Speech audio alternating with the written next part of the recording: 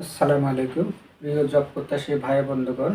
আজকে আমরা রুটের বর্গ নির্ণয় শিখব, যেখান থেকে বিসিএস প্রাইমারি নিবন্ধন সহ বিভিন্ন চাকরির পরীক্ষায় প্রশ্ন এসে থাকে। তো চলুন দেখা যাক। বন্ধুগণ, 1 নম্বর অঙ্কে √1 প্লাস √1 এর বর্গ কত? প্রথমে আমরা ব্র্যাকেট বন্ধনের কাজ করব। দেখুন, √1 প্লাস √1, তার মানে দুইটা √1 আছে। তারপরে লিখতে পারি 2√1, আর বর্গ মানে স্কয়ার।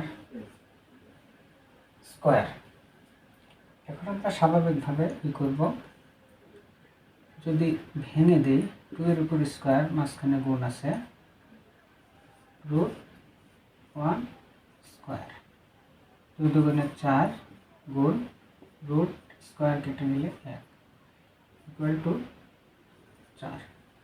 তাহলে সঠিক উত্তর 4।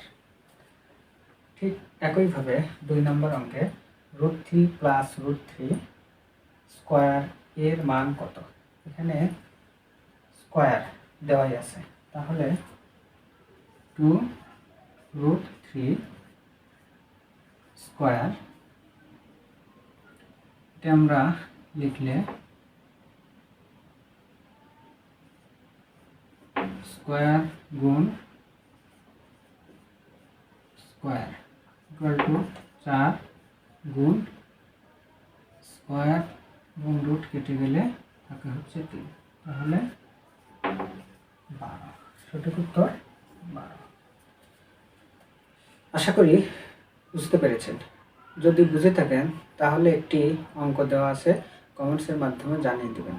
যদি ভিডিওটি ভালো লেগে থাকে তাহলে লাইক, কমেন্ট, শেয়ার করবেন এবং চ্যানেলটি সাবস্ক্রাইব করুন। ধন্যবাদ।